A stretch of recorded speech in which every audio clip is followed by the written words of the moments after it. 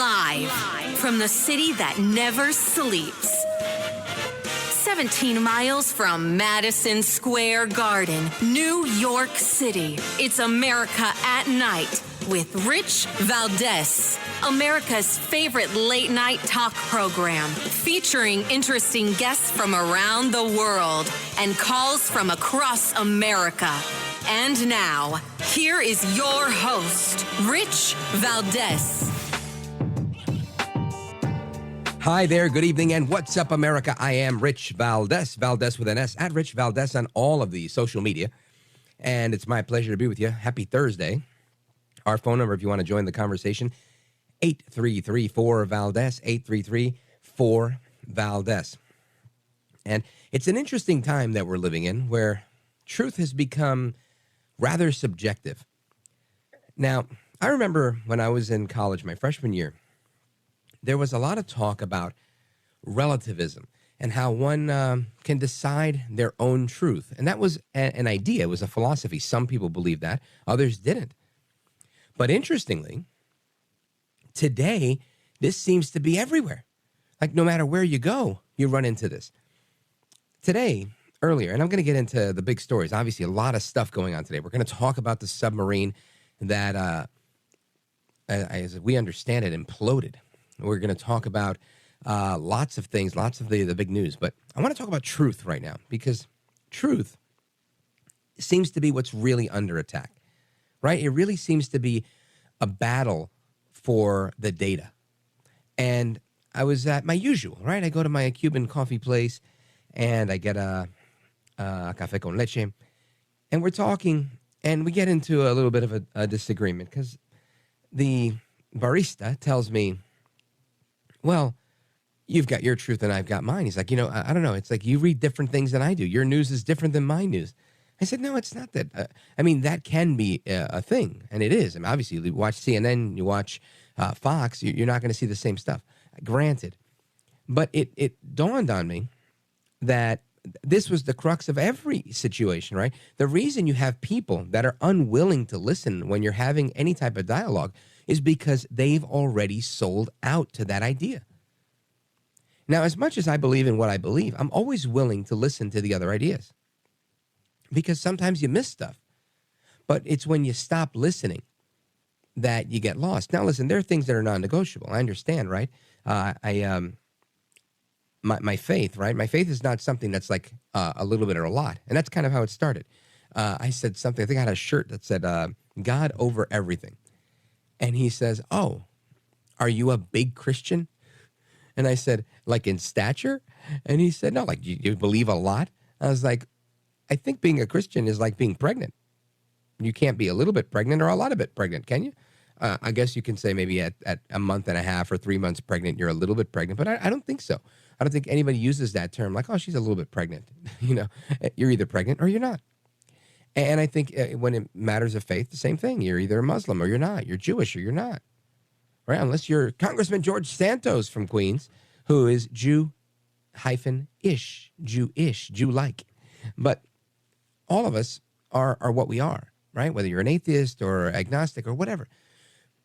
So we have this discussion, and it circles around truth, and it ends up on Wikipedia, right? And I'm telling him, look, I know when I went to school, I wasn't allowed to use Wikipedia as a source because it's open source and it's a wiki and people can change things. Even though there's an editorial process and all that, it's still not like Britannica or the other encyclopedias that are out there that are written by people that write encyclopedias. So why are we talking about this? Well, we're talking about this because there's a battle for truth. And nobody has a monopoly on it, right? It's not like Democrats have a monopoly on evil and Republicans have a monopoly on good and truth. That's not the case. But things do skew in one direction or another. And this is how the conversation started. So I want to bob in and out of that and weave our conversations and our topics and our guests and all the stories that we're going to cover tonight inside of this, relativism idea. There's a lot of very clever old sayings like there's your side, my side, then there's the truth. And I believe that there is an absolute truth. And I don't mean it just for like religion and whatnot. I mean it like for reality. Like I'm not going to argue with somebody if they tell me, look, the fact is the earth is flat, right? I just can't, because we've been there. We've done that. We know. We've seen the imagery. Unless every photo we've seen is false, then that's another story. But and that's the point, right? So how much space are you willing to give for unless, if, right? And that was our conversation. We were talking about, he was saying he feels it's appropriate that Hunter Biden was charged the way he was charged. And I said, I think that he got a sweetheart deal. And he says, do you think that's inappropriate? And I said, I think it's inappropriate, but I expect it, and I think it's logical. And we agreed on that, right? We agreed that most people who are president of the United States would probably pardon their son. And I agree with that. I don't, immediately he said, you don't think Trump would do it? I was like, I don't know what Trump would do. I said, all I do know is that Don Jr. and Eric and Ivanka don't have tax evasion and gun charges to their name, right? I know that Hunter does. So I can only deal in the facts. And this is part of the way the conversation went. So I feel that this is why I stay away from the whataboutism, because that's where he was. He was like, well, what about if Trump, what if it was this one? What if it was, come on, right? Really? We can't get into all of that. I'm not going to play that game.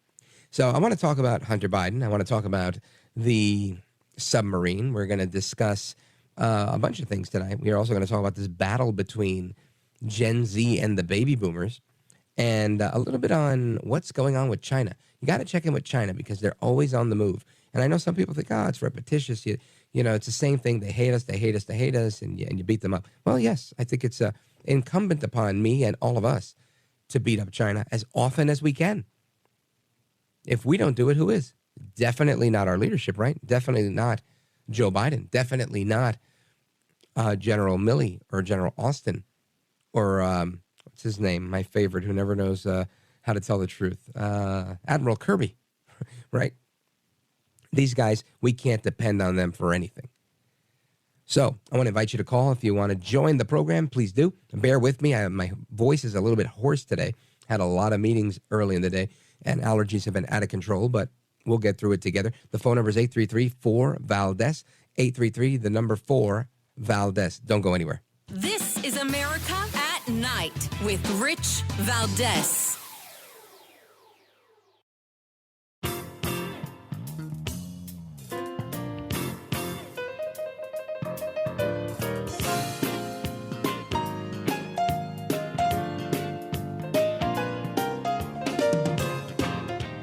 America at Night with Rich Valdez.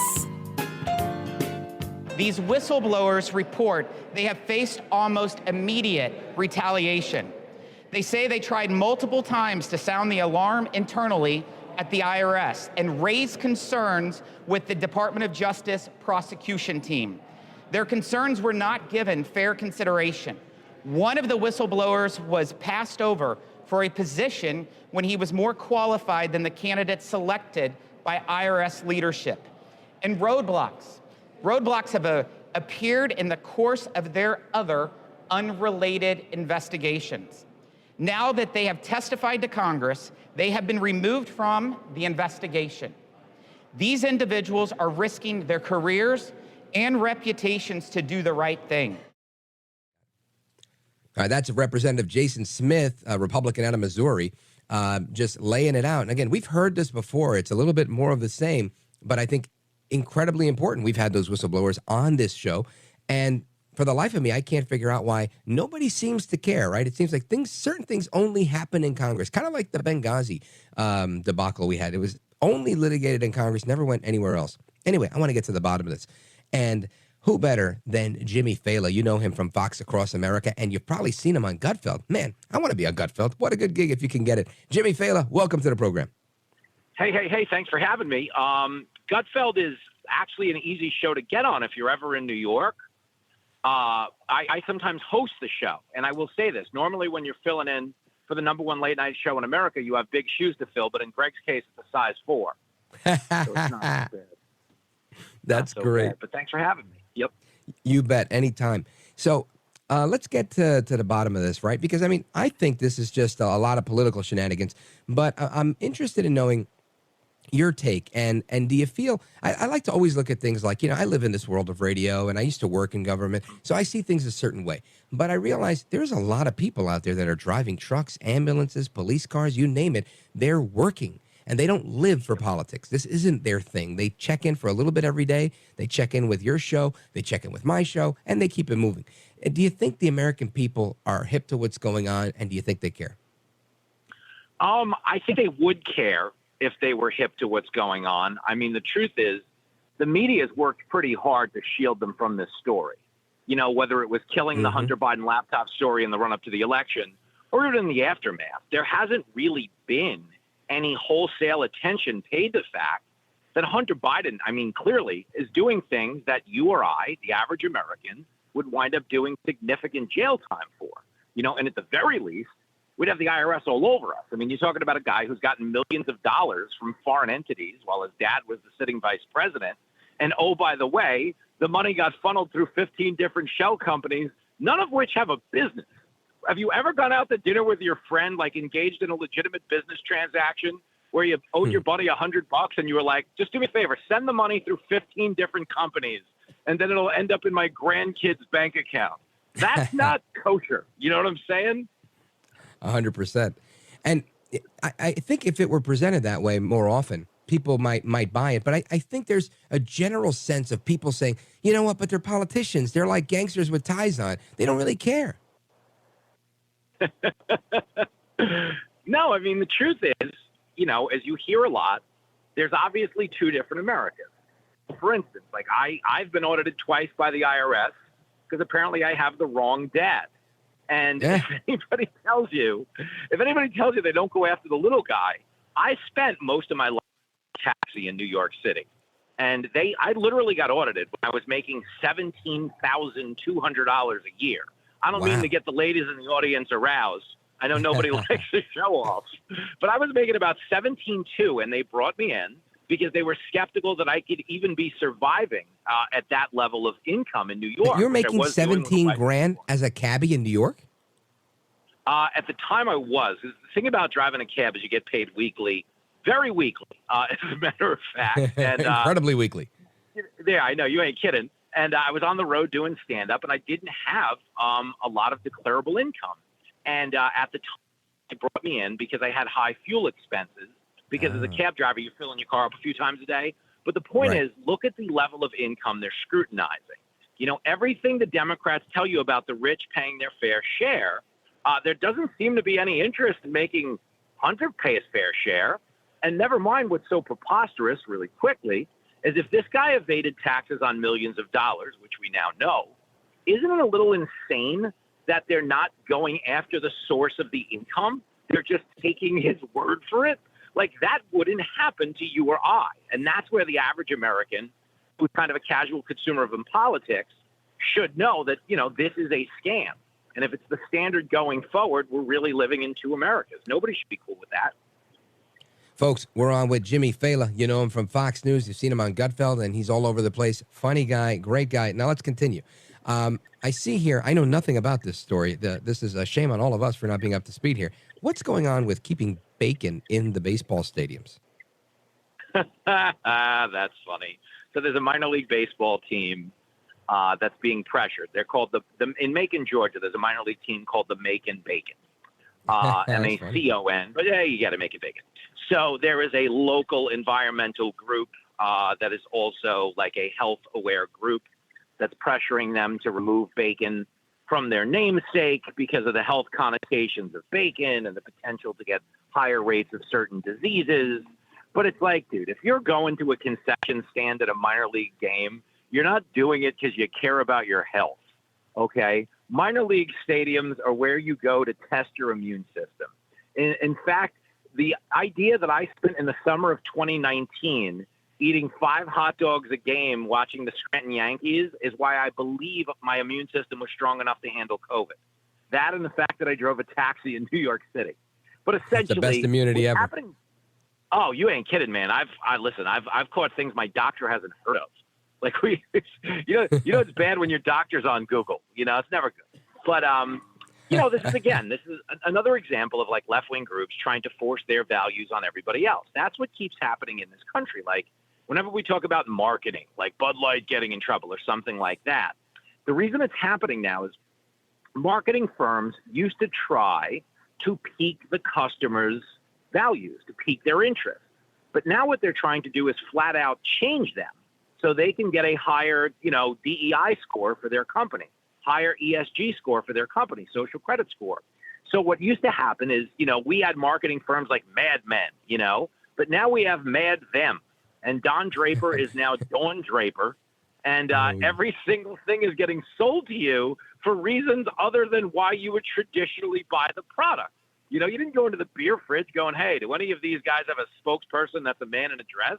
You just wanted a cold one. You just wanted a beer. But I'm telling you, we're fighting all the wrong battles. Unbelievable. Now, Jimmy Failla, let's switch gears here. Tell me about this impeachment effort on Biden. I see that, it's a couple of days in a row, it's popping up. Everybody's forcing a vote on this. Do you really think the Republican Congress, McCarthy's already kind of weighed in, said he's not getting involved in it, but do you think they'll be able to force McCarthy's hand if they continue? I don't. And the reason I think it's kind of like a fool's errand for them is because, obviously the Senate's not going to go along with it in the end.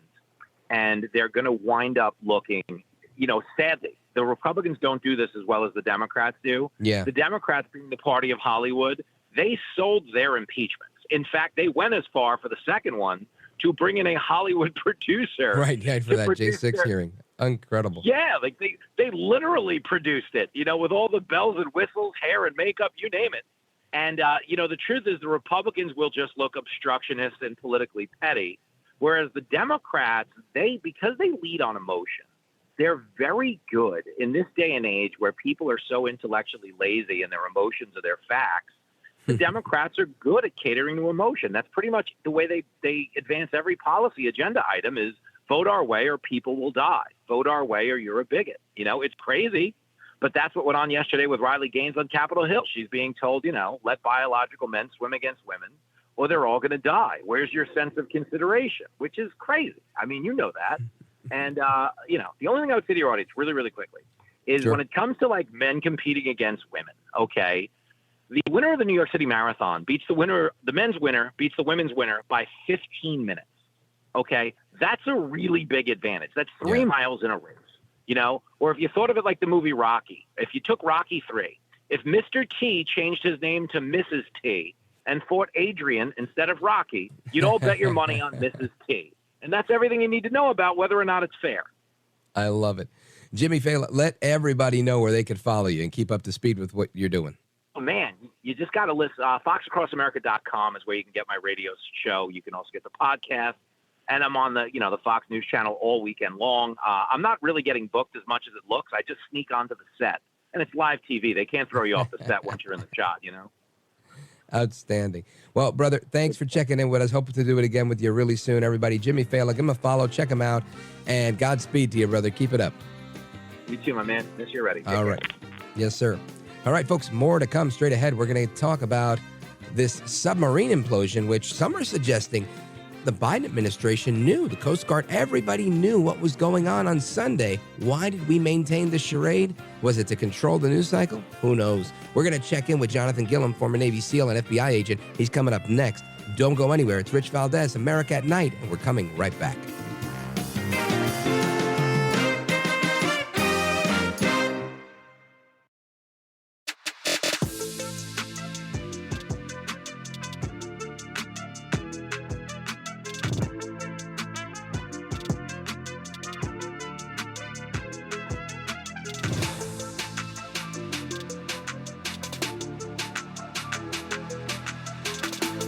America at Night with Rich Valdez.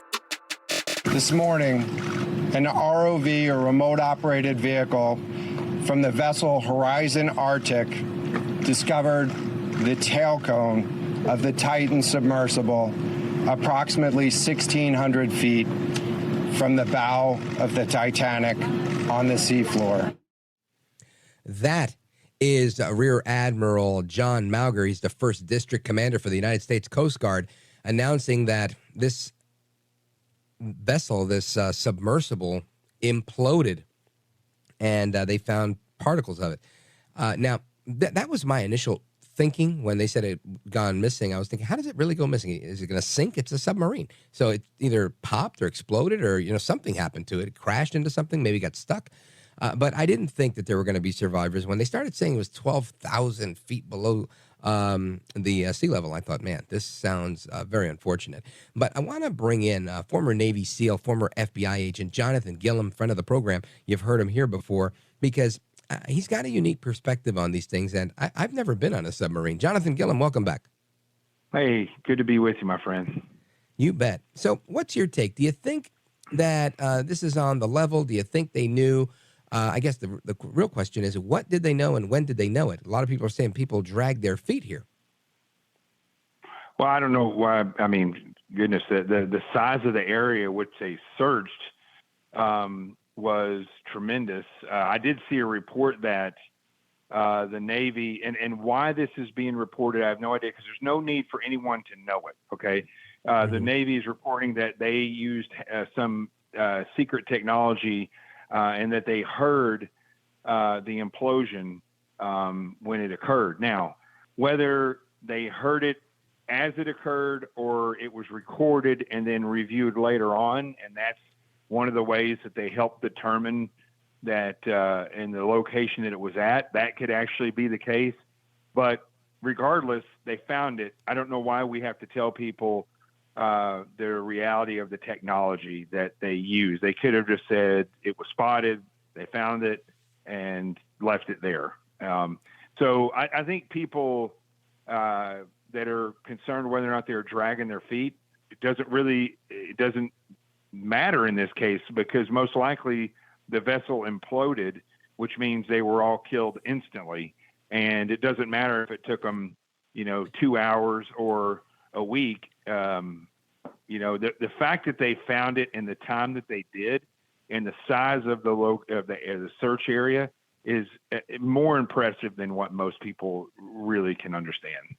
All right, it's interesting take. And I wasn't, maybe I phrased it wrong. The report that I saw was Miranda Devine, New York Post, saying that the Biden administration dragged their feet because they knew about this on Sunday when it happened, is what they're saying, where she was saying, and that they didn't announce it until Thursday. And, she speculated as to the reason, something about covering up for the news on Hunter Biden. I don't know how realistic that is, but nothing seems to surprise me in this world of politics.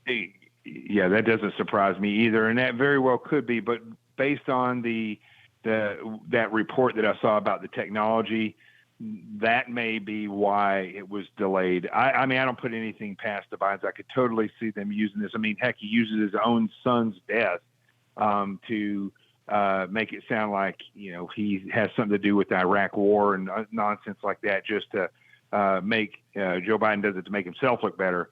That's not true. So I could see him doing that in this case, but I think when you look at the scope and size of the location that they searched, I mean, that would be like looking for your car from 13,000 feet up over Texas, and it could be anywhere in Texas. I mean, that's the extent of this. The size of 2 Connecticut's is what they searched, basically. So it's pretty amazing that they were able to locate it. And how ironic that it's 1,000 feet off from the front of the Titanic. I mean, that's very ironic, very odd, and yeah. And I guess that's not the first submarine that sank there, because I believe the first submarine that we had ever sink wasn't too far from that location either. Unbelievable. Folks, we're on with Jonathan Gilliam, former Navy SEAL, former FBI agent. We're going to continue on this thread, and we're going to add a couple of other things. So I want to get into some of this Hunter Biden stuff. We spoke with a couple of prosecutors, but we haven't spoken with any former FBI guys, and I'd like to get your take on that straight ahead. Let me give out the phone number. It's 833-4-VALDEZ. 833-4-VALDEZ is the phone number. Jonathan Gilliam's our guest. We're coming right back. This is America at Night with Rich Valdez. Call now, 833-4-VALDEZ. That's 833-482-5500.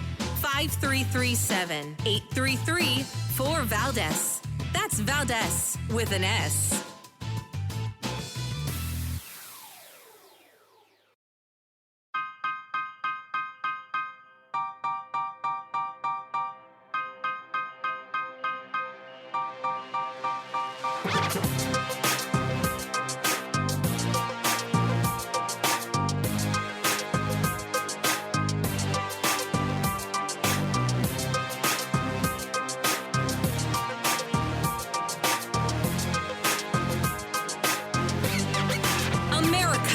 Night with Rich Valdez.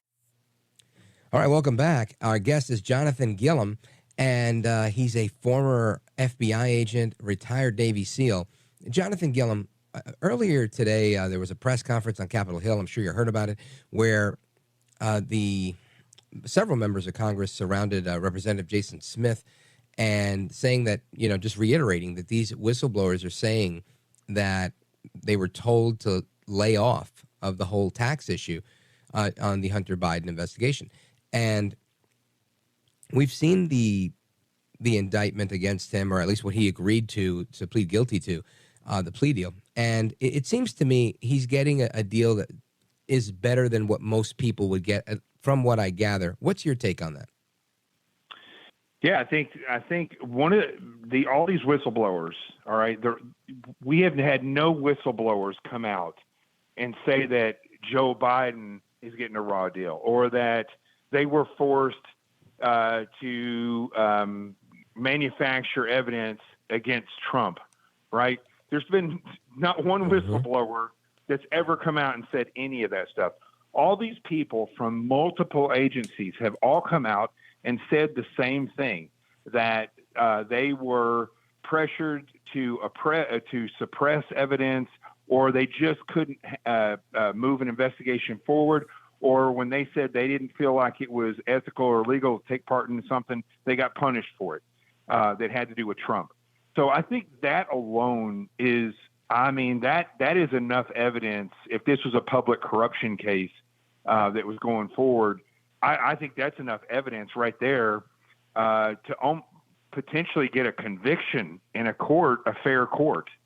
But what we see here is that evidence of a continued conspiracy between multiple executives in Washington, D.C., social media companies. The FBI seems to always be involved with this. The DOJ is always there. And in the cases like there's been FBI agents that are in jail now, whose names came up on Hunter Biden's laptop, who got put in jail and charged with a criminal offense, but it wasn't considered foreign counterintelligence, even though their name was mentioned by Hunter Biden in an email to China. So there's all these things, Rich, that we see that go far beyond circumstantial evidence, to the point where it is clearly showing that the federal government, as people have been hearing for a long time, has been weaponized, that it's weaponized by the left against everybody else, really, for that matter. And I think when we throw things like the COVID issue in there, when we throw things like that had to do with COVID, the elderly clinics all across the country, and how they were managed and how they worked together, and then no investigations ever were pushed through. And we look at all these things, we see how the left continuously manipulates the federal government and all the law enforcement agencies. And I think that press conference that we saw today, which I posted the video of that on Twitter, it's shocking. It's shocking that nothing goes forward in any of this stuff. Jonathan Gilliam, we have somebody has a question for you. Doc from Wilmington, Delaware, WDEL is calling in. Doc, you're on with Jonathan Gilliam and me, Rich Valdez. Go right ahead. Thanks. Thank you for taking my call, Rich. Mr. Gilliam, you're a patriot. Thank you for coming forward, sir. Mr. Gilliam, as an ex-Navy combat SEAL and as an ex-FBI agent, do you think we're going to have, this is my main question to you, sir, and so I'll make it brief. I don't want to take up your time. Do you think we'll have more whistleblowers come forward, and will any FBI agents out themselves at the risk of their career?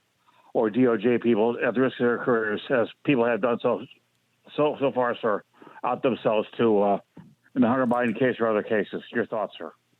I think it's an excellent question. And here's my fear is that I think we're going to see fewer. I mean, we could see more. There's definitely more out there. But I think we're going to see fewer whistleblowers because the proof has been that if you make a stink about anything that has to do with Hunter Biden or Joe Biden or goes against the left, it is not going to end well for you. So,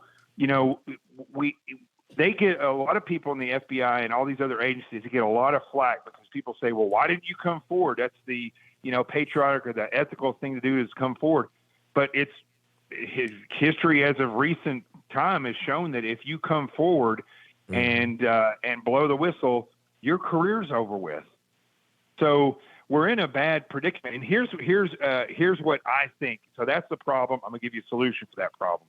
I think that the House Oversight Committee and the intelligence committees should start running sources, not just doing investigations. I think they should, instead of whistleblowers, they should go out and get sources, and they should develop their own cases.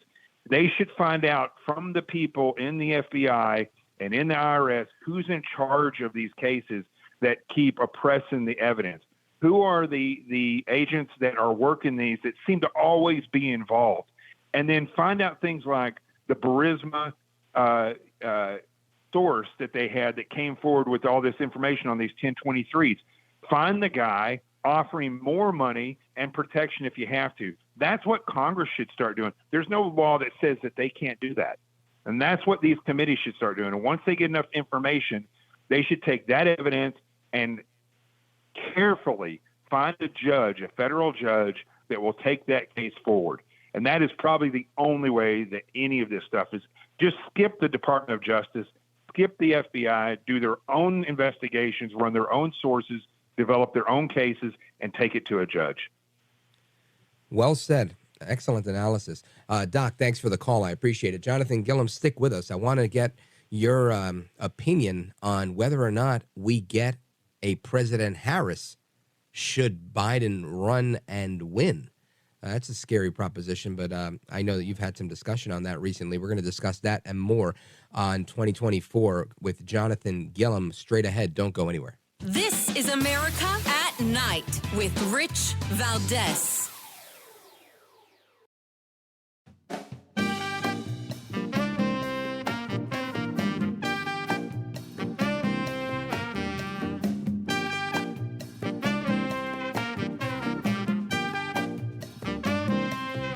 Well, thank you, Rich, and thank you for everything. I know you very well, and I listen, but I have a lot of people that listen, and they love your show, and I appreciate it very much. America at Night with Rich Valdez.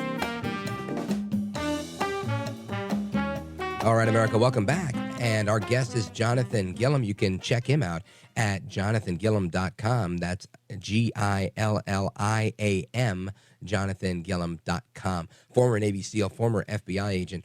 And Jonathan Gilliam, Tulsi Gabbard, and some other Dem insiders last week said that they believe that they're going to install Kamala Harris as she kind of gets in with Biden, and then he disappears and, marches off into the sunset.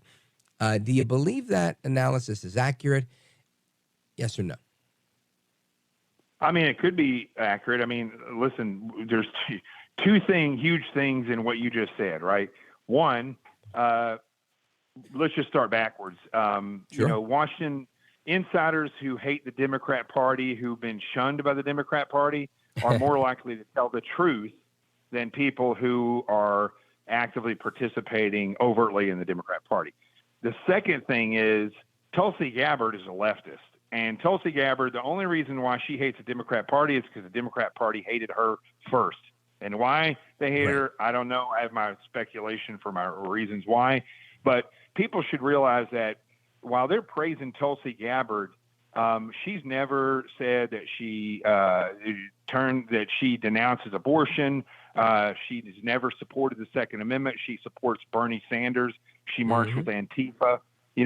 This is a person who is a leftist, right? So this is a game that's being played out there with our country by leftists that are active and not active. And I don't know what's going to happen with Harris and Biden. I do know, though, based on investigative viewpoints and looking at the way the behaviors that all these people on the left consistently spew, is that they want Joe Biden reelected. They don't want anybody else. They want Joe Biden. And so he from our point of view, he's a terrible president. So you have to ask, why would they want Joe Biden as president?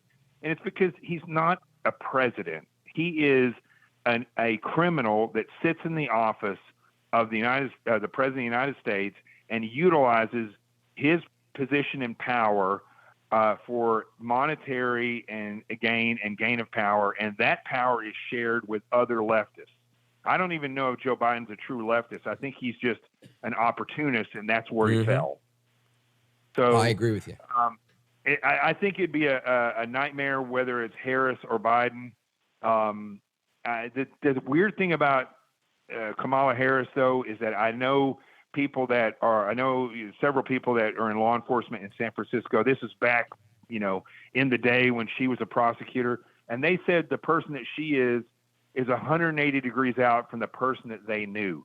The only hope there would be if she got into office that person that she would come back out, because she was a meat eater as a prosecutor, and she dealt hard as a prosecutor. So I don't know what happened somewhere along the way, but I think we're screwed either way, Rich, to be honest with you.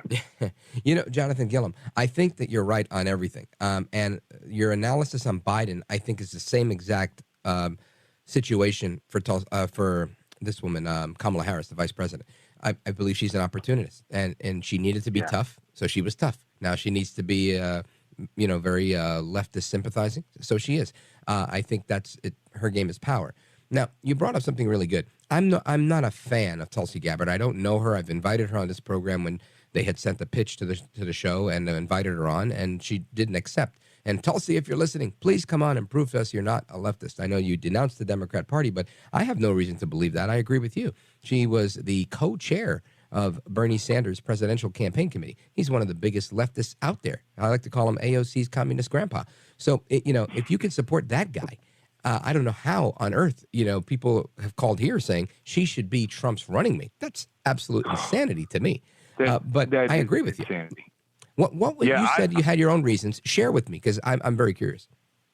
My own reasons with her? Yeah. Well, I think when we look at who she is, we have this thing in the investigative world called the totality of the circumstances. We look at everything. We don't just look at what we want to see. We don't just look at what is the most obvious evidence. We look at the totality of the circumstances, the totality of the evidence. And what you'll see when you do that is that behaviors past and present, sometimes they don't align. Like for a good example of this, right? We'll use John McCain, and just to show you that I'm not just picking on Tulsi Gabbard.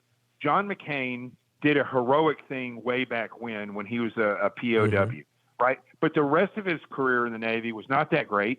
And then his career as a politician was absolutely abhorrent, right? So you cannot make a person a hero because of one thing they did as a heroic act. Same thing with Tulsi Gabbard. Well put, sir. Jonathan Gilliam, former Navy SEAL, former FBI agent. Check him out at jonathangilliam.com. That's Gilliam. Jonathan Gilliam, thank you. As always, great analysis. I appreciate it, sir. Godspeed. Got it, buddy. Thank you. Yes, sir. All right, folks, more to come straight ahead. We're going to continue our discussions on all of the crazy stuff. We've got China, we've got Gen Z, we've got your calls. We'll be right back.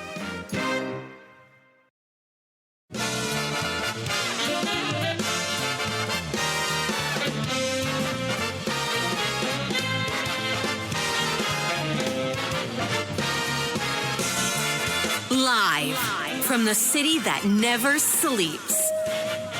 17 miles from Madison Square Garden, New York City. It's America at Night with Rich Valdez, America's favorite late night talk program, featuring interesting guests from around the world and calls from across America. And now, here is your host, Rich Valdez. Hi there, good evening, and what's up, America? I am Rich Valdez, Valdez with an S, at Rich Valdez on all of the social media, your liberty-loving Latino amigo. Happy to be here with you this Thursday evening, hour number 2 of our program. This is our late-night national town hall forum where you get to weigh in, and we discuss everything that's going on during the daytime and break it down here at nighttime. The phone number, 833-4-VALDEZ. If you want to join us, 833-4-VALDEZ. Now, the Titan submersible, I guess when it's really small, you can't call it a little submarine or a mini submarine. You have to call it a submersible. And the Titan submersible implosion was likely instantaneous.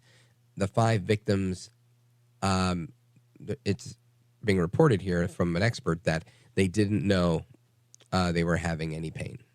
So I guess that provides some solace. And, of course, condolences to that family. The story is interesting. The timing is interesting, but it's unfortunate nonetheless. Now, we also have a press conference today on Capitol Hill where lawmakers are saying, you know what? The White House, with the aid of the DOJ, ran interference on the Hunter Biden investigation. And that's not the first time we've heard it, but we continue to hear it, and this is problematic. Now, adding to that, we've got President Obama. Now you're thinking, what does Obama have to do with any of this? Well, Obama was on CNN today, and he was discussing China and how they put the Uyghurs in massive camps, and it's troubling. But he says it's really climate is the problem that transcends everything. Listen to this. I dealt with China to get the Paris Accords done. I dealt with Modi to get the Paris Accords done, because I think climate change is something that transcends any particular momentary issues. It's a problem that humanity's got to deal with over the next several decades in a serious way. I do think that it is appropriate for the President of the United States, where he or she can, to uphold those principles and to challenge, whether behind closed doors or in public, trends that are troubling. And so I'm less concerned about labels than I'm concerned about, specific practices. I think it is important for the President of the United States to say that if you have Uyghurs in China who are being placed in mass camps and re-educated, quote unquote, that's a problem. That's a challenge to all of us, and we have to pay attention to it. Of course, we have to pay attention to that problem, but it's not like climate change that we have to address over the next several decades. It's just astonishing to me that the extinction of a people group is something that comes secondary to an issue like climate change. Anyway, that's not the only thing where China throws its weight around. I mean, China also likes to mistreat anybody they can, right? And right now, the latest is the pressure that they put on people who are making songs that are pro-democracy. Right now, Apple Music, iTunes, they're taking down pro-democracy songs after a DOJ, Hong Kong DOJ, right, a Department of Justice out of Hong Kong, applied for an injunction to ban the song because they didn't like what was in it. I mean, it's just amazing the way things work in that part of the world. Anyway, I want to get to the bottom of this, and our guest is Nan Su. He is from the Epoch Times. Nan Su, welcome to the program. Oh, hi, Rich. Thank you for having me tonight. Yeah, my pleasure. Now, I want to get into this. There's a lot to talk about. Let's take our time with it. Help me understand here, and I know that they do whatever they want, but I thought there was democracy in Hong Kong. Is this solely pressure from Beijing, or is there more to the story? Well, first of all, I don't think we have democracy in Hong Kong anymore. Okay. So the Hong Kong right now, it's no different than any other city inside the inland China. One country, two political system, that kind of setup, it's entirely gone now. So what happened is Hong Kong's authority they already fire a lawsuit in the or fire a request, to their legal system, to the court. So they want to ban this song called "Glory to Hong Kong." The song was written and composed back in 2019 during the whole year long pro-democracy, anti-extradition movement. Oh yeah. And it was so popular. So that a lot of people all around the world, the people, especially Chinese people who supported the movement, actually called this song the national anthem of Hong Kong. Now, of course, Beijing didn't like it, so Hong Kong's authority, therefore, of course, based on the Hong Kong security law, they fired that injunction. Now, the disturbing part of this story is now the authorities make their filing on June 5th. Now, on Tuesday, within 48 hours of that filing, now that's the different versions of the song occupied 8 out of 10 top spots. Wow. In iTunes Music, and on the third day, in the morning of June 8th, it was for a short period of time, different versions of this song actually, occupy all top 10 Oh, I see. I was wondering how one song could be like number 1, number 2, number 3, all the way to number 8. So you're saying different versions of the song occupied. That's amazing. Yeah, there's many different versions of this song. Like there are people singing in Cantonese, and people singing in Chinese, and then people sing, with different kind of music combination. So you occupied all 10 top spots. Now here is the Hong Kong the Superior Court, not the Superior Court, the Hong Kong Court. We have not heard the final decision if they're going to ban the song yet. But however, Apple iTunes start taking down of the song on the 14th. So that was like That was like a whole weeks ago. They already start taking down all these songs, and this was not the first time Apple doing that. Remember, in December of last year, during the massive people protesters that protest against the Chinese government's zero COVID policy. Remember the protesters trying to spread the information by the airdrop. Yeah, and they stopped it. Apple's airdrop function, right? Because if you send the information out by email or by text message, then later people can, the authority can and trace. There was a trace. They can track down who you sending this information or where this information you receive. But while the people using the airdrop, the government, the authority cannot track down how the information was spread. So actually, because the function it's so effective, and Apple shut down the function in China.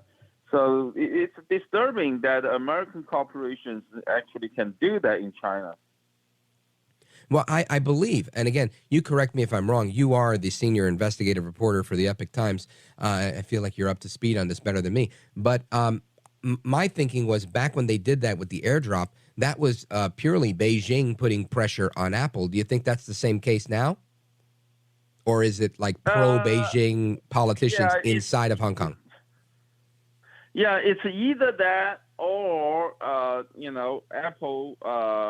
Apple Corporation management. Then they see the kind of a risk, then they self-censor themselves. Oh. So we don't know which case it's more likely. That's a scary thought. Folks, we're on with Nan Su. He is the senior investigative reporter at the Epoch Times. We're discussing how the Department of Justice in Hong Kong decided to censor a song on Apple iTunes because it was popular at one point, occupying the top 8 of the top 10 slots on the music charts. So stick with us. If you have a question, feel free to give us a call, 833-4-VALDEZ, 833-4-VALDEZ. This is America at Night with Rich Valdez. Call now, 833-4-VALDEZ. That's 833-482-5337. 833-4-VALDEZ. That's Valdez with an S.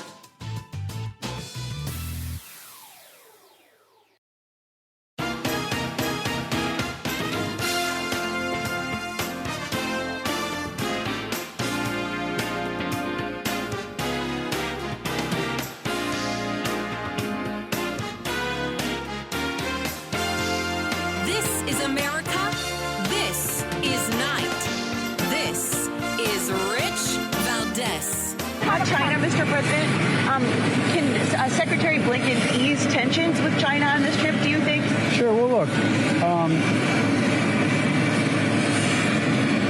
China has some legitimate difficulties unrelated to the United States.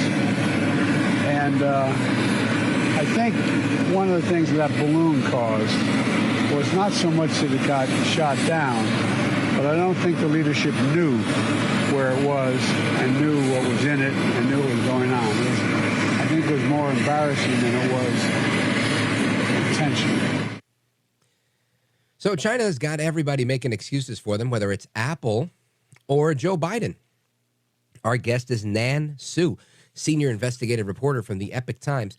Nan Su, I want to talk about those comments, if you have any reporting on it that you could share.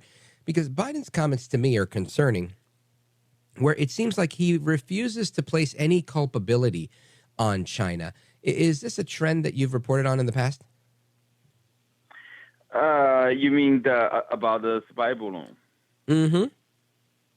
Well, I think that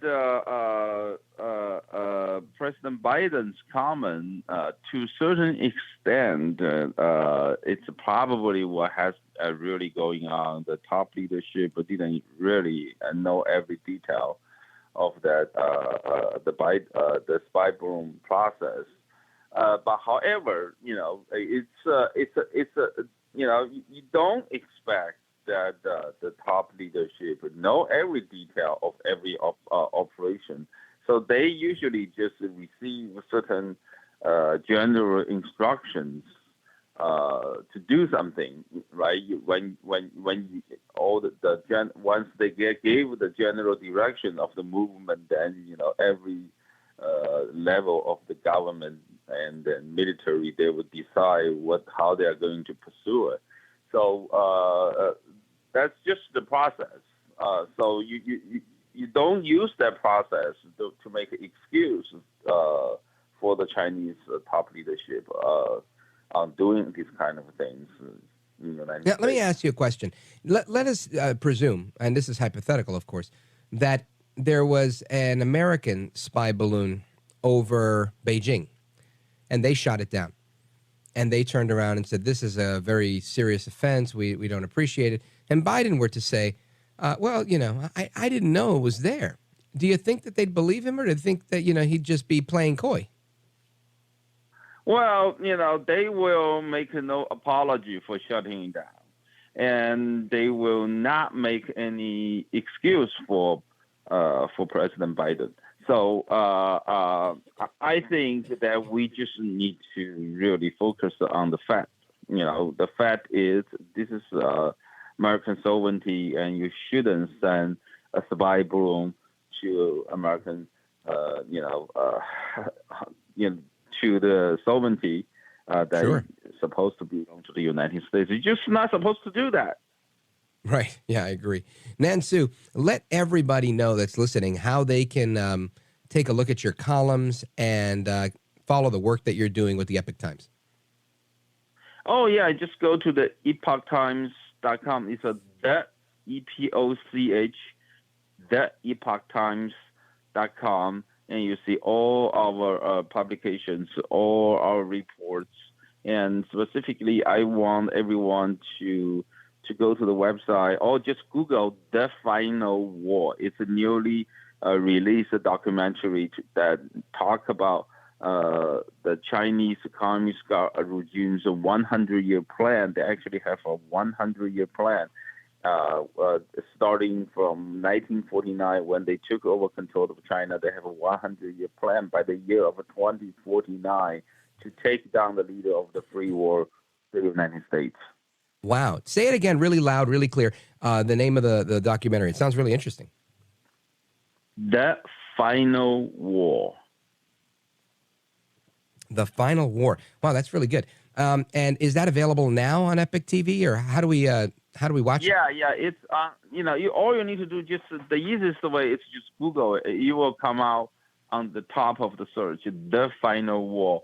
And it talk about many different aspects of this war, and talk about in the middle of the 90s, Chinese military strategists that started something called unrestricted and unconventional warfare against the United States. It's a warfare, take any form they can reach and they can use, including economic warfare, financial warfare, cultural warfare, technological warfare. Americans have not aware that China has been in war against us for more than almost 30 years. And so far, the only form of warfare that has not taken place is military warfare.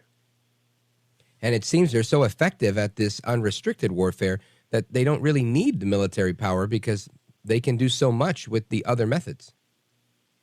That it's correct. You're absolutely right on that.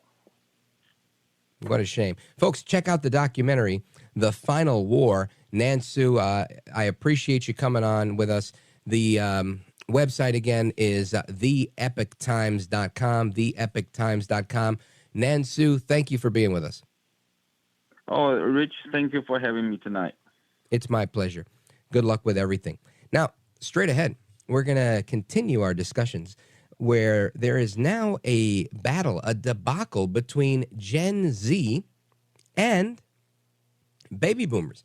Thankfully, it's not with me in the Gen X crowd, but I'm curious to learn more about what is at stake in this battle between Gen Z and the baby boomers. And of course, if you watch TV long enough, you'll see we're at war. We have our own unrestricted warfare with the culture with respect to different generations in America. Some that, like to do things one way versus another. So we're going to get to that straight ahead. Plus your calls, 833-4-VALDEZ, 833-4-VALDEZ is the phone number. And I want you to stick with us. I think you're really going to enjoy this next segment. It's with Valerie Sokolosky. She's a nationally recognized author and speaker, and she wrote the book, Do It Right. So don't move a muscle. We're coming right back. It's America at Night with me, Rich Valdez.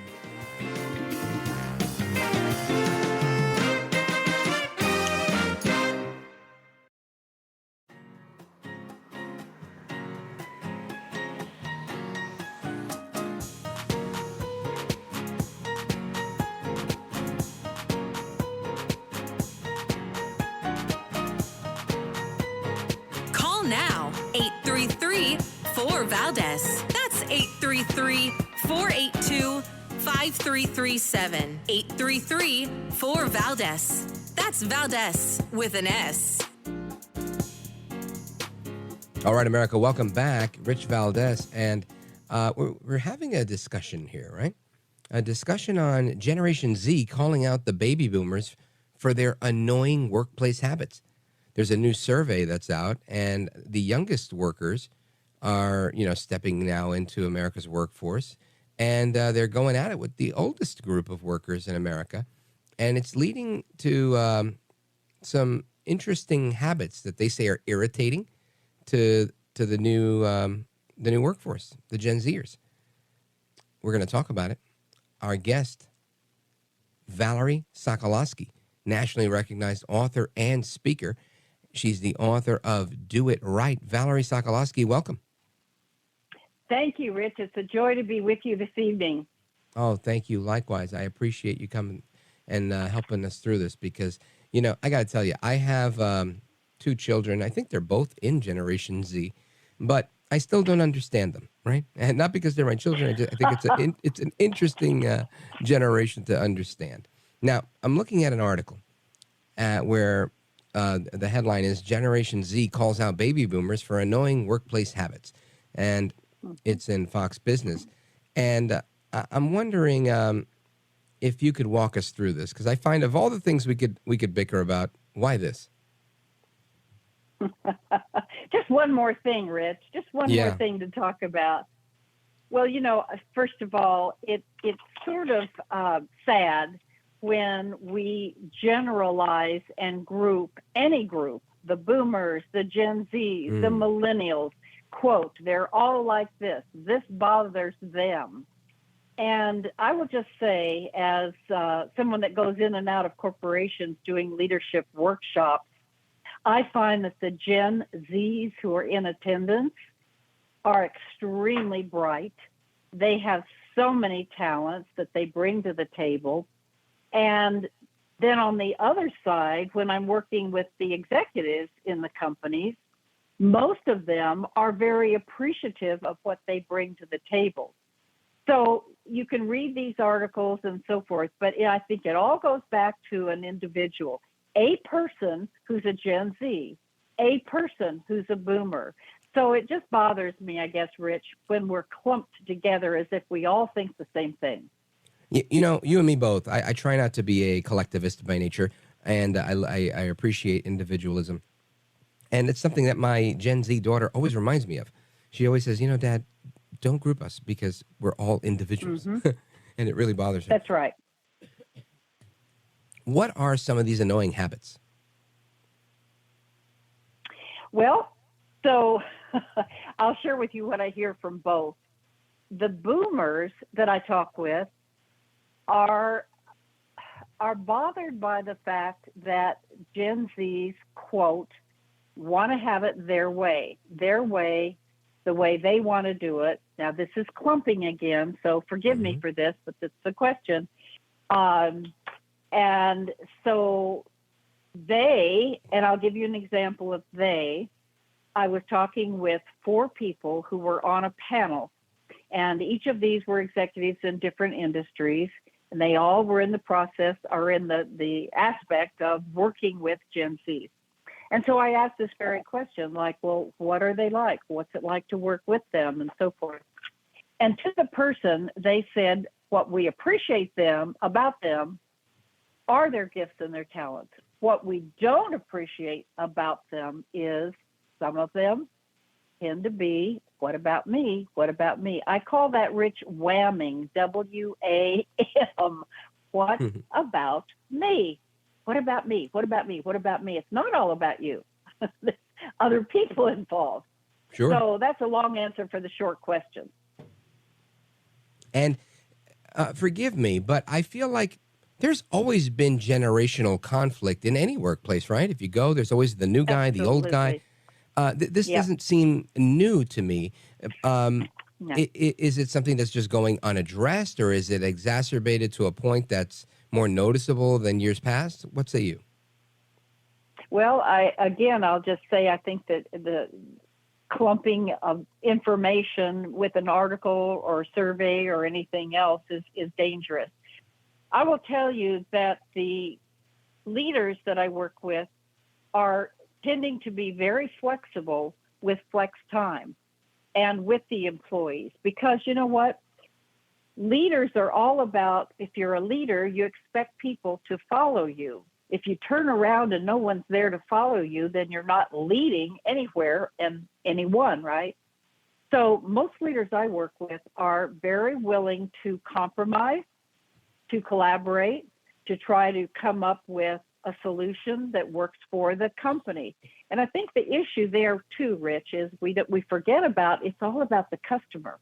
These articles never talk about the customer. Well, whether you're coming to work every day, 9 to 5, like we used to, or whether you're staying at home in your pajamas and doing a lot of great work, or somewhere in between, How well is your work affecting a customer? And frankly, the ROI of the company. That's what leaders that I work with are focusing on. Not the fact that they want to do this or they won't do that. They look at the bottom line. And so the boomer will say, I'm told, hey, you know what? As long as you get your work done, this is the goal. This is what I expect. This is the timeline. Get it done. And if it's done, it's done. Great. So there's a lot more flexibility, I think, in the workplace today. And that's a good thing, in my opinion. It's just changed. And Rich, I don't think it will ever go back. I think we are in a time where things are changing, and that calls for a lot of leadership competencies like flexibility, collaboration, good communication. One of the things that Gen Zs are saying to me is, we don't need all these meetings. We're meetinged out. I don't want another Zoom call. I'm a zombie on Zoom these days. I don't want to have to get dressed up and be on a Zoom call.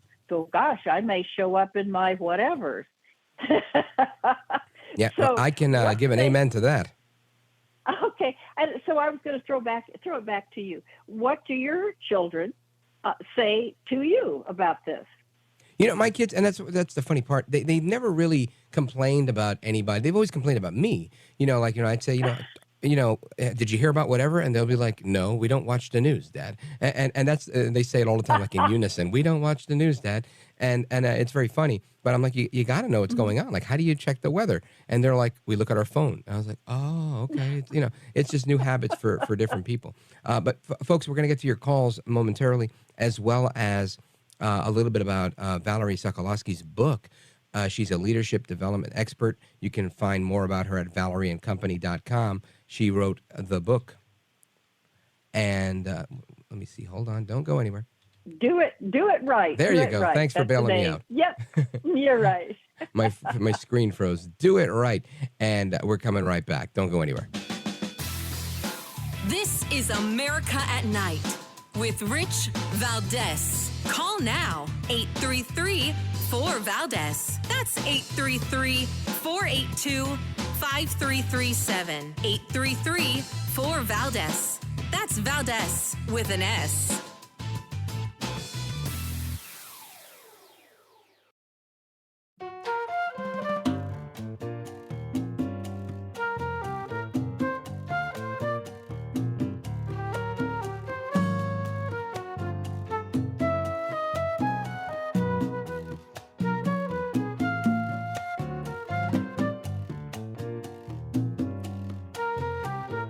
America at Night with Rich Valdez.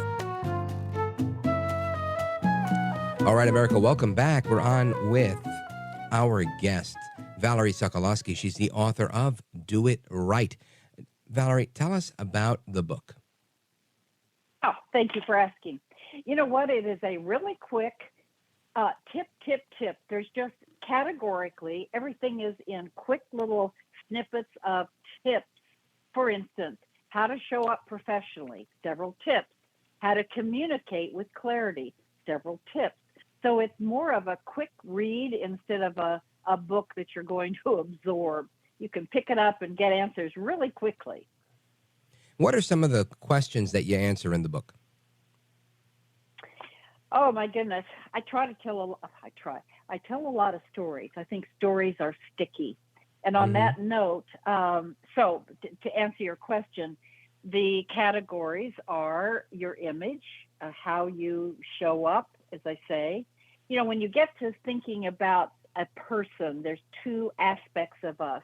First, it's just the depth of who you are. Do you even really know the depth of your strengths and capabilities and competencies? Do you know and own them?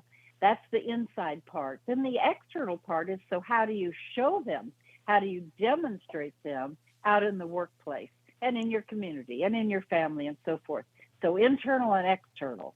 That's kind of what it's all about. And I want to make a point back to our conversation earlier, Rich. Sure. You know, relationships are really what life is about. The better your soft skills, the more likely you are to be a good communicator, and communication is key in any environment. And I want to tell you a story about that, speaking of stories. I was working early on with a man that owned a sales training company. And he came to me and he said, listen, I'm going to start a sales training company, and you've got those soft skills. But he said it like this: you've got those soft skills. The voice went down. And I remember right then I was inside a little flaring, but I didn't say anything. So I said, well, great, that sounds good. Let's do it. So we started this organization. And for the first 9 months, Rich, I was learning his sales training program. I was selling his sales training programs. I was developing more sales training programs. And one day, 9 months later, I went in, and I'll call him George, and said, George, you know, this is great fun work, but for 9 months, we focused on your stuff. When are you going to bring my work in? And without a hesitation, Rich, he said, we're not. And I looked at him like, you know, deer in headlights. I said, what do you mean? He said, well, you know, I don't really think, Valerie, that companies will ever pay for soft skills because people are just supposed to have them. Well, I've made a living at it. Thank you very much. Good for you. Now, Valerie, let everybody know where they can get a copy of the book. Well, I appreciate that. There's actually 2 on Amazon right now. That's it, Amazon. And the other one is called Monday Morning Leadership for Women. And that's a fun book. It's a conversation, Rich, between a mentor and a mentee that meet at yoga. And the mentor takes on this young woman and mentors her through the chapters of the book. So it's really kind of fun because you're learning the lessons about leadership, but through a conversation. Outstanding work. Sounds interesting. I'm looking forward to getting a copy. Folks, get a copy of the book. Do it right. Go to her website, valerieandcompany.com, or get it wherever you get your books. Valerie Sokolosky, thank you for being with us and joining us to share all this information. It's been a joy. Thank you so much, and be patient with your Gen Zers. Thank you. All right, folks, your calls are coming straight up after this. Don't go anywhere. 833-4-VALDEZ. Plus, in the next hour, we've got a special for you, Andy Berger and human trafficking. We're going to dedicate the whole hour to human trafficking with our guest, Andy Berger. That's coming up. But first, your calls, 833-4-VALDEZ. This is America at Night with Rich Valdez.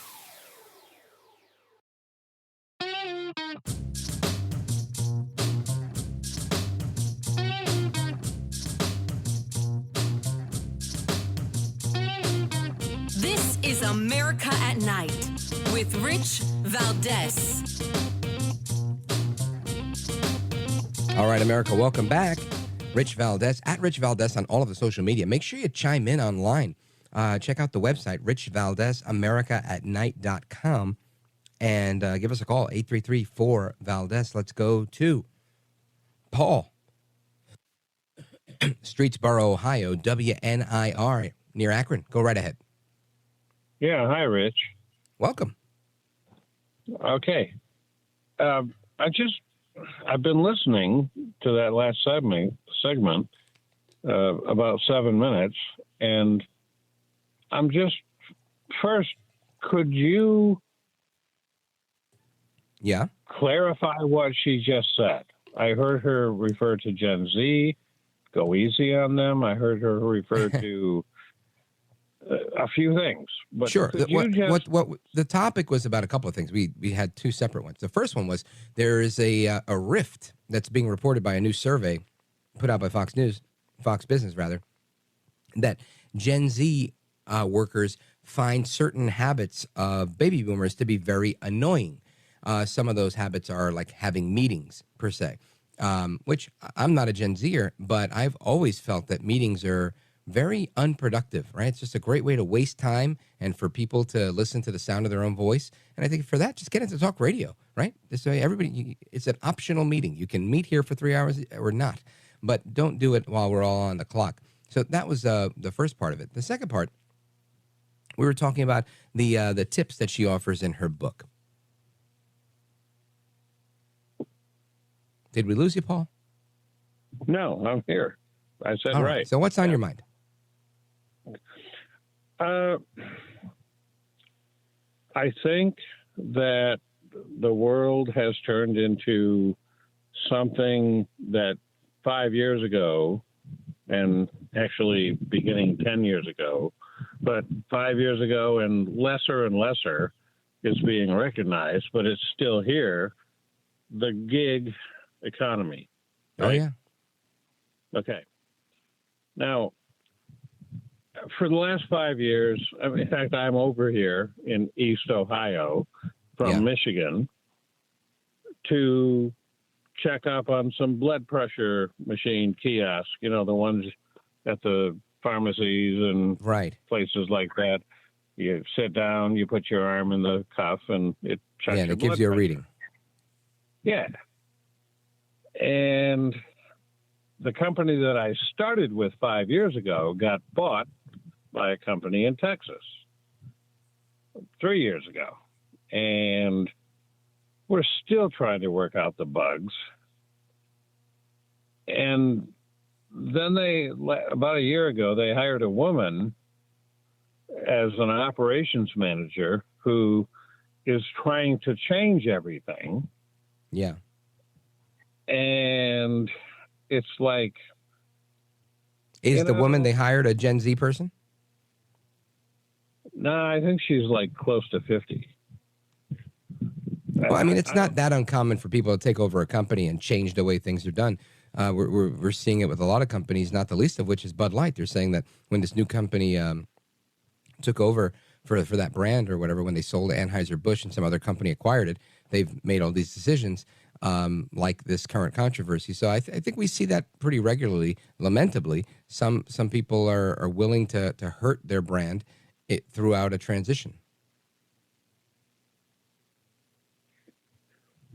Yeah, I think that it looks like a lot has a lot. Listen, I've in checking up on these blood pressure machines, I visit corporation, like all kinds of different places. I mean, corporation. Paul, in the interest of time, we're going to run out of time. If you got a bottom line, lay it on us.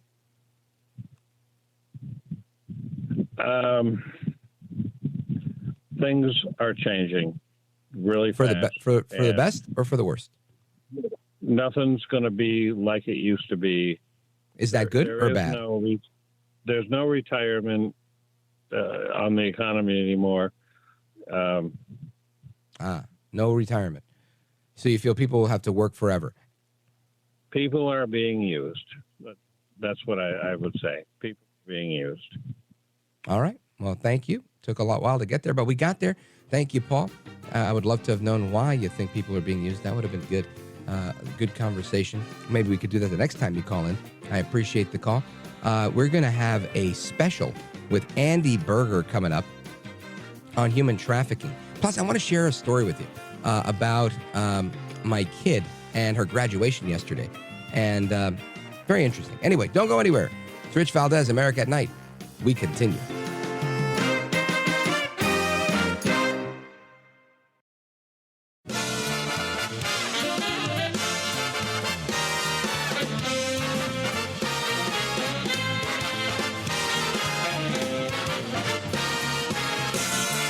Live from the city that never sleeps. 17 miles from Madison Square Garden, New York City. It's America at Night with Rich Valdez, America's favorite late night talk program, featuring interesting guests from around the world and calls from across America. And now, here is your host, Rich Valdez. Hi there, good evening, and what's up, America? I am Rich Valdez, Valdez with an S, at Rich Valdez on all the social media. Your liberty-loving Latino amigo. Our telephone number is it's the one it always is. Now listen, We are going to talk about human trafficking in a little bit with Andy Berger.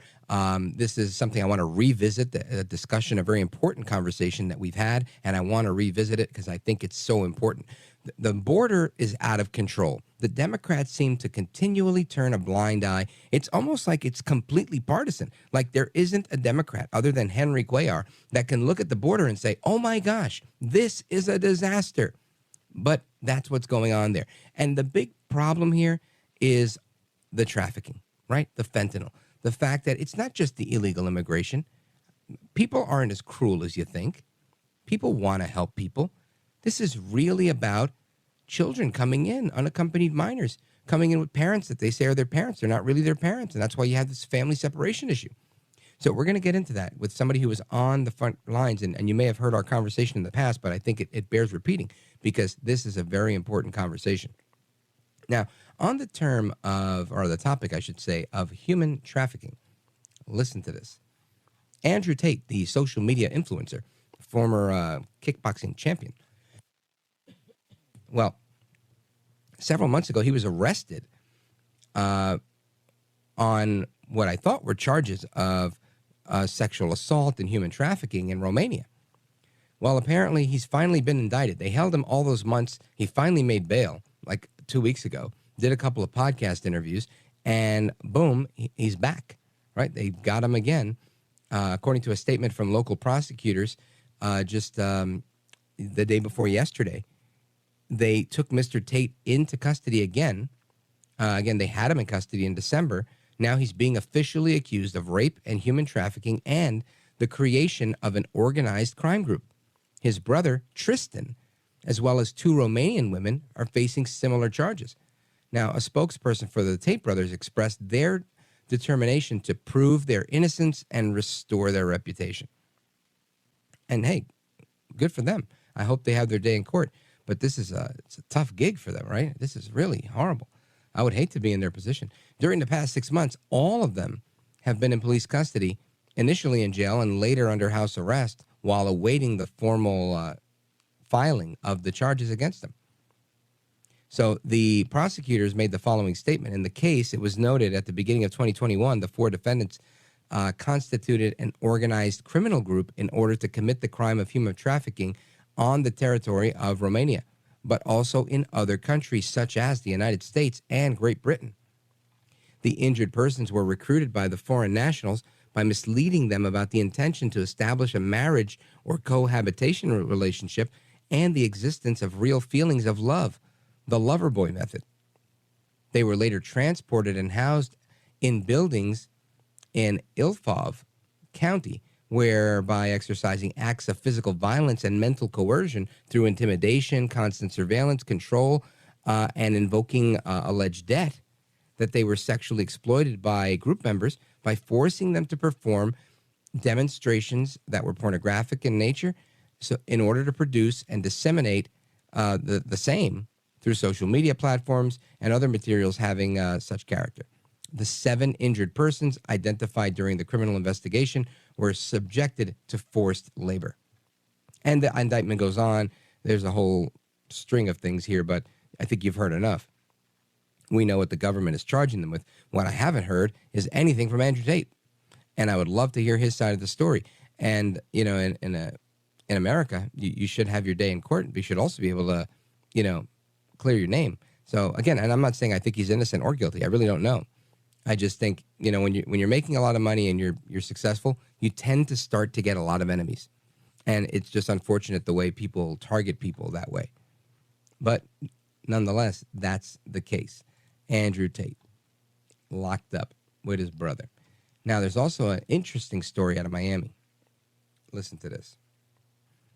The victim in a human trafficking case against a Miami Beach doctor.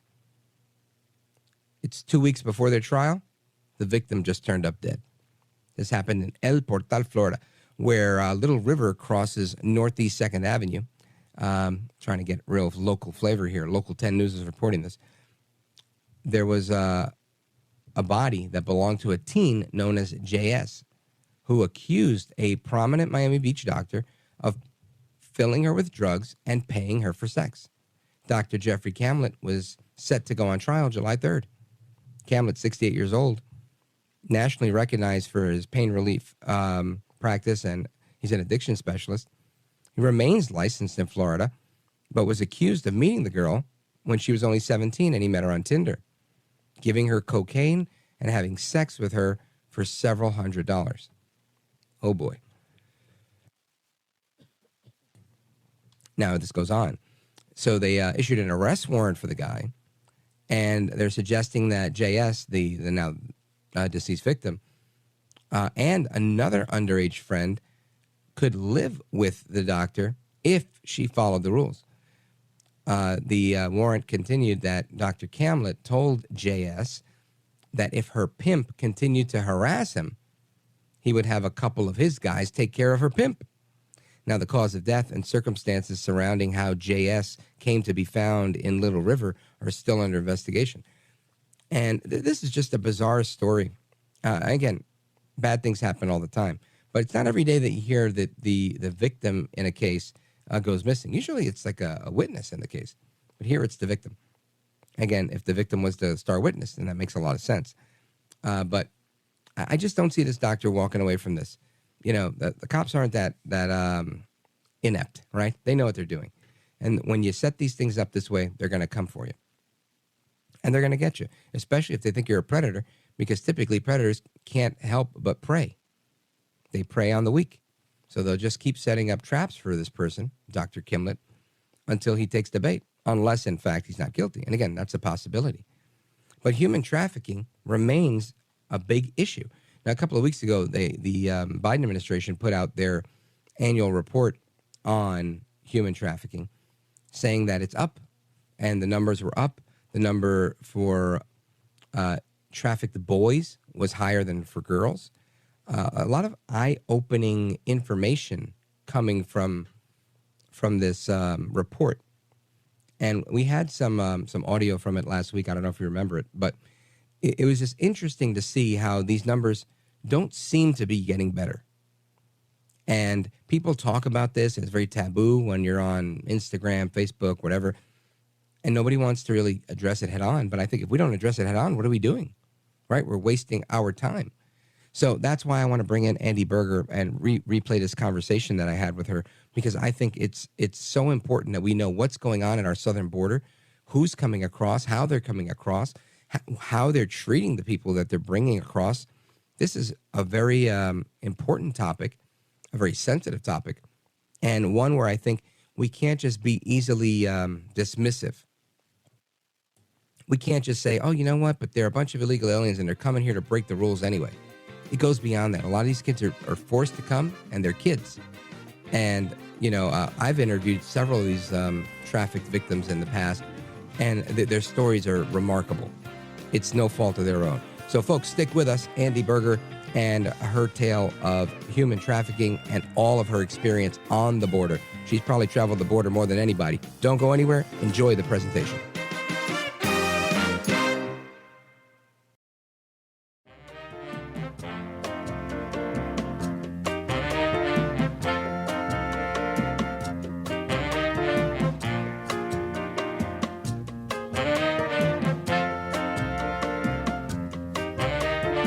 America at Night with Rich Valdez. All right, America, welcome back. Rich Valdez, Valdez with an S, at Rich Valdez on all of the social media. And our telephone number is 833, I almost forgot it, 833-4-VALDEZ, 833-482-5337. If you want to call in the next few minutes to discuss human trafficking, you're welcome to do so. Our guest is Andy Berger. She's the head of Voices Against Trafficking. That's voicesagainsttrafficking.com. Andy Berger, welcome to the program. Well, thank you, Rich. It's an honor to be here. And on behalf of Voices Against Trafficking, we just appreciate being on the program tonight. You know, we had a very special connection to Jim, and he spoke so respectfully of you. So we're just thrilled to be able to speak with you tonight and your listeners. Thank you. Amen to that. It's an honor to be here and an honor to speak with you as well. And I think this is one of the things that I like to talk about because I feel it's so often underreported and under-discussed in the national discourse. I think we don't often pay enough attention to what's happening. And lots of things happen. But I remember being a kid. Quick sidebar here. And I remember every September, my mother would force me to watch this movie called Adam that came out on TV. And it was every year, like right before school started. And she'd sit there and she'd be like, they're stealing little kids. And I was like, all right, I don't want to watch this movie, Mom. But the point was, she made a point to impress that upon me, and it's never gone away. And I've realized they do steal kids, right? And they steal all sorts of people, and they do things with these people. And as I became an adult and a parent, and I realized, man, this is serious. Some of these people get jacked for their organs. Some of them are put into slavery for sex. Some of them are put into slavery for all sorts of things. And it's a bizarre world. And when you don't do these things, you don't think they're happening. But it takes people like you that have survived this, have been through this, have been a victim of this, and now are an advocate to prevent it, that I think you're the expert. So I really want to hand it over to you, and I want to talk about Epstein. I want to talk about this former NFL player and this lotto gang, but I really want to get your story as well. So tell me why you're involved in this to begin with. Absolutely, Rich. Thank you for that. And you're very right. You're right on the mark with all of those comments. But for your listeners, yes, I am a survivor from ages 6 months to 17 years old. I was trafficked by immediate and some extended family members before there ever was a term called human trafficking. And familial trafficking is even harder to get reporting from victims and even harder to rescue victims. A lot of times it goes on for generations. So basically in the early 60s and 70s, people weren't even talking about child abuse. As a kid, you didn't hear about that, and adults just swept things under the rug. But by the age of 5, the abuse, torture, all that stuff was so intense. My birth mother said she could take me out anytime, and I thought I would beat her to the punch. So that was my first attempt at suicide. Wow. Well, let's walk through that, because I want the listeners to really understand the severity of this. So you were living with your family, with your birth mother, and you tried to kill yourself because they were trying to traffic you? Well, they were sexually violating and physically, mentally, emotionally abusing me, beating me constantly, and my birth brother. And so I was locked up for months at a time, not allowed to go out, anywhere, and things like that. Plus, I had a speech impediment, so I was constantly being called stupid and retarded, things like that. So that whole thing, but basically she said I was the problem. If I wasn't there, everything would be better. But basically, my birth mother was the sexual predator and orchestrator of everything evil in our family unit.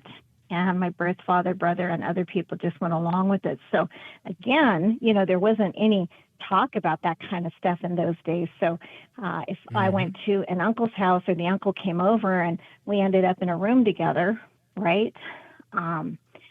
They allowed it. So and she would lock me up, apparently as a child. Now, much later, people started talking to me about it. Well, we thought something was wrong, but we didn't want to say anything. We didn't want to get anyone in trouble. So at 5, I was beaten up so badly and I was touched and all of that stuff. I just wanted out because I thought being dead, at least no one could touch me anymore. I wouldn't have to be in that house. And this happened as young as 5 years old. Well, that's when I wanted to kill myself, yes. But after therapy and a lot of work, they realized that it actually started at 6 months old, the violations. Horrible. And this is what's hard for people to understand. Yeah, well, it's very difficult to swallow this because you just think, who could do such a thing? How could such a thing happen? And when in speaking to you, I have to give you some credit because obviously it's got to be difficult to speak about this, but you do it so eloquently and with such vigor and with such confidence and strength. And kudos to you. But I think it's important for people to realize that you realize these things and you remember these things, and you were a little kid, a little girl, and now you're. When did things start to change for you? If you were 5 years old, wishing you were dead because of the abuse you were going through. How did you see light at the end of the tunnel? Well, on that particular day when I was waiting to jump in front of a car that never came down our normally busy street, I looked into the sky and I just thought, who made this? Is there something bigger or greater? And in my life, I heard God's voice in my heart saying, this is not the plan I have for you. Suicide is not the answer. For other people, it could be something else. But for me, somehow I thought, okay, well, if you keep me alive, I'll do whatever you call me to do. But again, I was 5. And fast forward through a couple more attempts because things got worse. And my birth brother was not helpful at the age of 17. That was the last time my birth mother tried to kill me by trying to choke me to death. So it was brutal and violent. How did you get away from your birth mother? Well, after I was 17, I tried to run, and I realized I have no money, I have no car, there are no family members that even knew what was going on. We were constantly kept from people. Every few years we'd move or something would change, and so I had nowhere to go, and I felt like I failed. I couldn't even kill myself. I couldn't run away, but I did manage to get to college, and that was when I first started realizing how other people lived, how quote-unquote normal people lived, right? How other families operated. I finished quickly. I did 4 years and 3 years. I just wanted to get on with my life because how could I possibly tell people, the ones that are supposed to love you, protect you, and nurture you were the very ones that had destroyed my innocence and my confidence, all of the negative self-talk. I just wanted to have a life, but I didn't really know how to have it. So I became the hardest worker, in first, out last. I did everything I could to get affirmation and accolades from education and work. And ultimately, you were able to get away by going with other family, or was it calling the cops? Like, how did you get away from that situation? Well, again, in the early 70s, by that time when I was 17, there wasn't anywhere to go. The police would not have, as a minor, probably listened to me. They would have sent me back. And so how I got away besides going to college was I had other friends that I would go to their homes. I would see how they lived. But my birth mother was still threatening me. And so you actually never got away. You just went to college. So I never got away until I went to law school. And when I went to law school and started living on my own, she was still in the area, but she couldn't touch me. And I would get letters saying, I'll destroy you and, I'll take everything you have, which, I'm a broke law student. What are you going to get from me? Right. But that was her thing.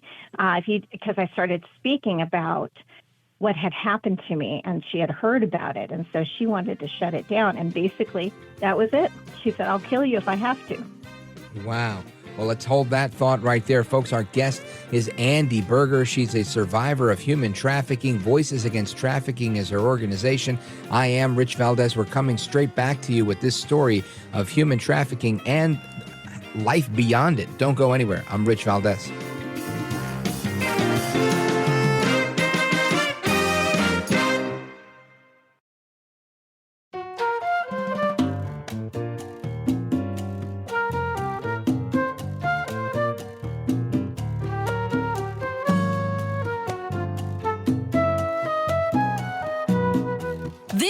America at Night with Rich Valdez. Call now, 833-4-VALDEZ. That's 833-482-5337. 833-4-VALDEZ. That's Valdez with an S. All right, America, welcome back. We're on with Andy Berger. She is a human trafficking survivor and the head of Voices Against Trafficking, voicesagainsttrafficking.com. And she's telling us how she went through this really difficult time, abused as a child from the age of 6 months to 17 years old, and got away from her family only because she went to college and then finished college and went to law school and realized that that's not how you live your life. That's not the right way. It's not the normal way, and decided to make a change. And we were just at that point where she was in law school and realized this isn't how everybody else is living. Andy Berger, go right ahead.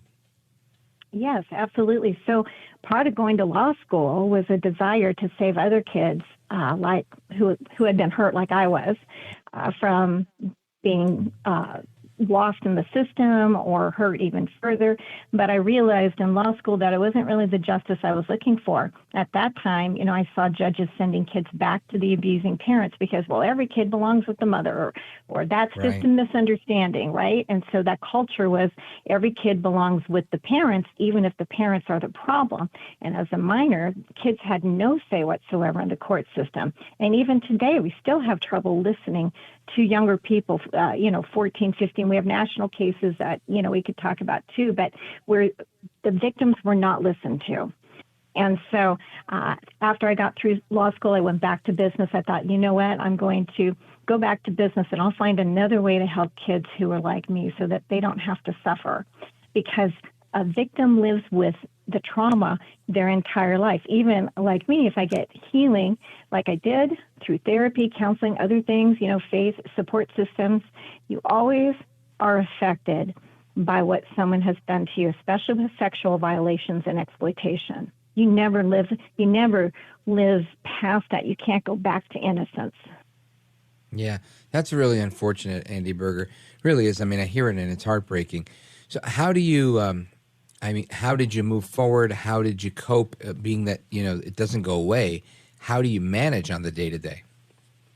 Well, what I did was I created a new normal, Rich, and that's when I encourage people, a lot of the kids that my husband and I have rescued, we encourage them, to keep moving. Don't buy the lies that you can't be better, that you can't have a life that could make you happy, that you can't be successful, all those things. So I had a primal desire to win, as in, if I'm successful, if I live, then I win. And if I give up or take my life or do any of that, then the evil people win.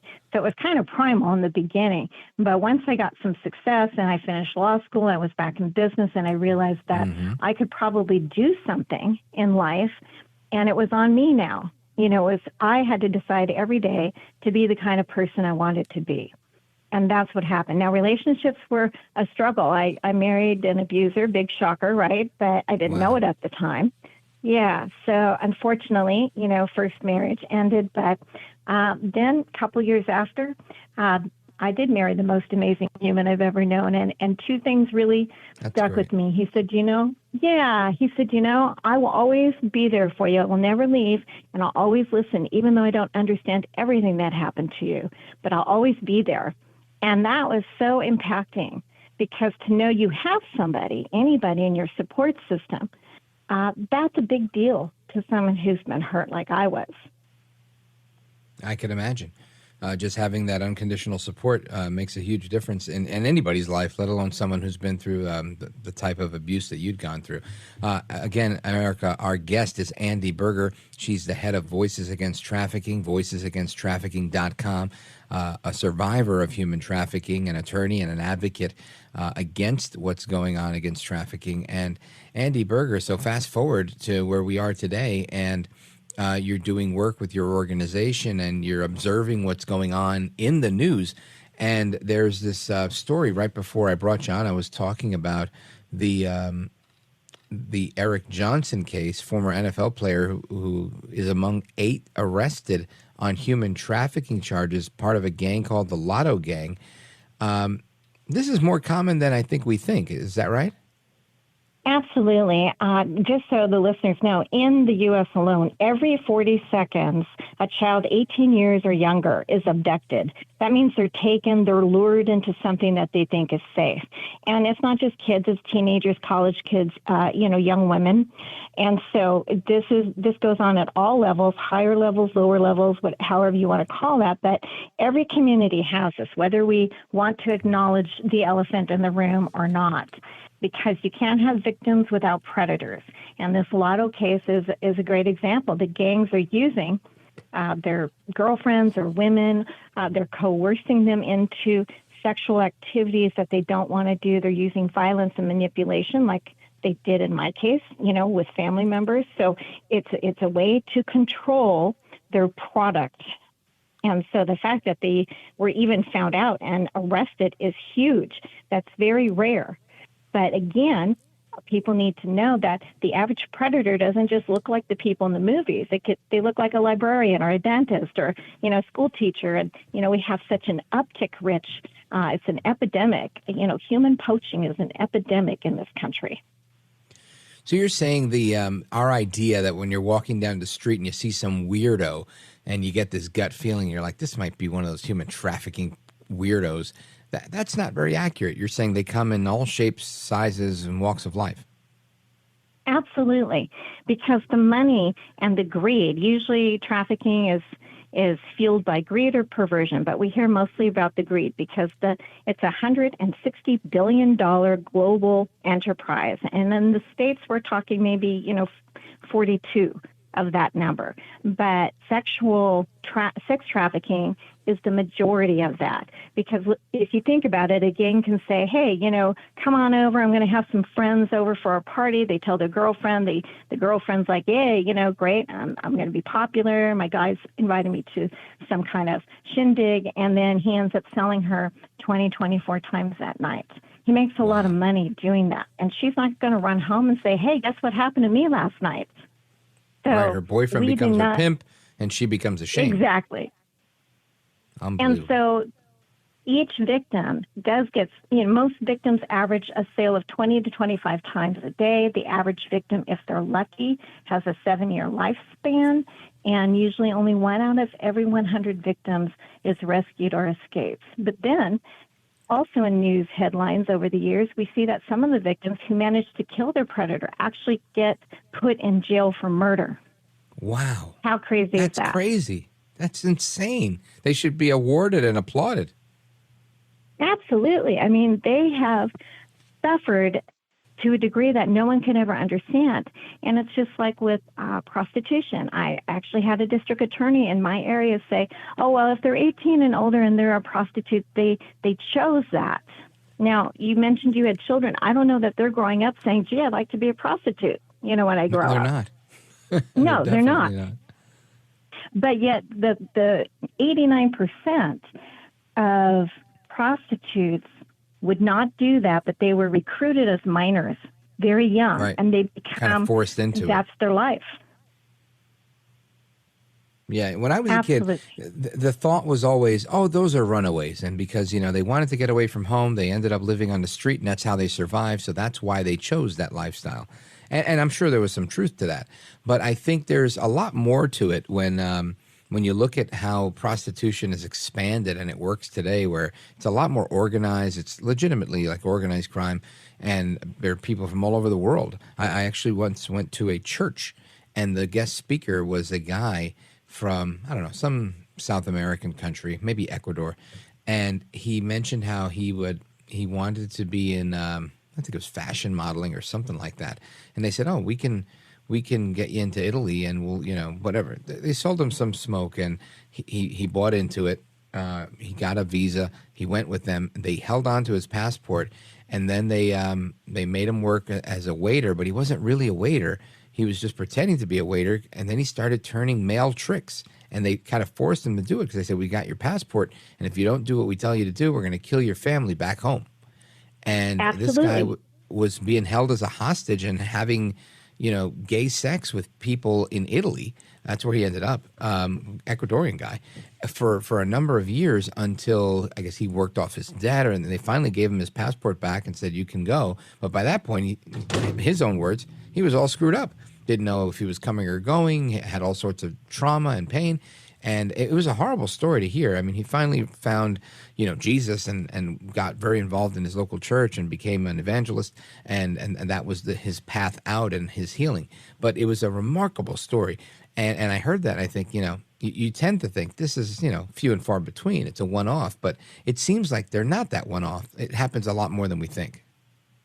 It does happen a lot more than we think. And honestly, if we didn't have demand, there wouldn't be a need for supply, right? So even in America, a couple of years back, I think it was USA Today had a study from Rutgers, and it basically said that they had tracked 2.5 million Americans who actively sought out to have sexual relations with children and paid for it. That's horrible. I remember a few years back, they had passed a law saying if you went on one of these vacations to like Thailand or one of these other countries that allow that, and you got caught doing it and they knew you were going there for the sake of having sex, that they would charge you with like some sort of rape charge in the United States. I don't know how effective that enforcement is, but I thought it was a good idea to have that kind of law. Well, we are woefully lacking in enforcement because technically right now there are laws on the books, but if we don't enforce them or there's corruption in any of that process of actually arresting and then keeping a predator in jail or isolated, because there are only two things a victim wants regarding a predator, that they're either locked up for life with no chance of escape, no early release, or they're dead. They don't care which one. They just don't want that person ever to be in their life. And so you live with that constant thought. For me, my last predator, my birth mother, didn't die until she was 91 years old. And I'm 60. Wow. So it was all, it's a long time.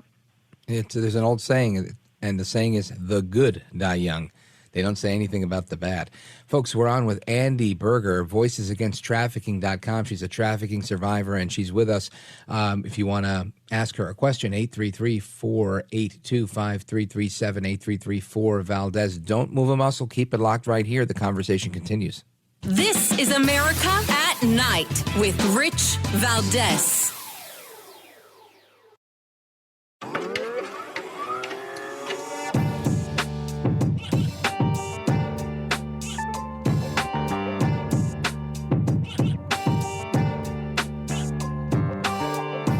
America at Night with Rich Valdez. All right, America, welcome back. We're on with Andy Berger. She's the head of voicesagainsttrafficking.com, and they put out the magazine Voices of Courage, which the most current edition of the magazine contains a tribute to the late, great Jim Bohannon. So make sure you check that out. Go to their website, voicesagainsttrafficking.com. Andy Berger, I want to bring you into the loop, or I want you to bring me into the loop, better said, on what your thoughts are with respect to naming the names, right? This final batch of documents containing the associates of Jeffrey Epstein, and who these people are, and will it be made public? There's a lot of people that want to know who these dozens of John Does and Jane Does are. Do you think this is going to become unsealed? Well, that is a good question. And honestly, I believe that book has been used for leverage in some way. It definitely should be publicized. It is definitely valid to do that with the case that has been brought against Epstein before he died, of course, and Maxwell. But here's the thing. Anyone who participated in that is as culpable as the actual predators, even if they were lured there, but they thought, okay, well, this could be kind of weird, but fine, I'll do it anyways, right? So that doesn't excuse you from participating in something that's illegal and that is vicious and horrific as human trafficking. So every name in that book is as culpable in Andy's belief. But the other part of it is, too, there was a mother of one of the quote-unquote captains in Epstein's little regime, and she said, well, my daughter shouldn't be prosecuted because she was only the third captain. And that's how we have problems because, well, she wasn't as bad as the other people. But, yes, every single person involved, the book should be made public. There's no reason not to, unless there are strings being pulled for financial or political reasons, which is most likely the case. So I hope it does get exposed. But again, who's going to go after them? Right. I could see, it's indicating here there's 167 names on there, and we don't know very many of them. And you're right. These are typically, at least the ones we are suspected of knowing, the ones we know, like Prince Andrew and others, these are very successful, very powerful people where they're doing everything they can, I'm guessing, to pull every string they can to make sure that their proclivities for, young girls or whatever it was they were getting from Epstein, which is, I think, what he mainly trafficked in, remains a secret. Absolutely. And who knows to what extent they'll go to keep their secrets, to protect their families, and to, again, manipulate the system. And if it was you or myself or somebody else, we probably would end up in jail. But at certain levels, there's and enough live coverage. while we're in jail. And, right? live while we're in jail. Yeah, exactly. That's true.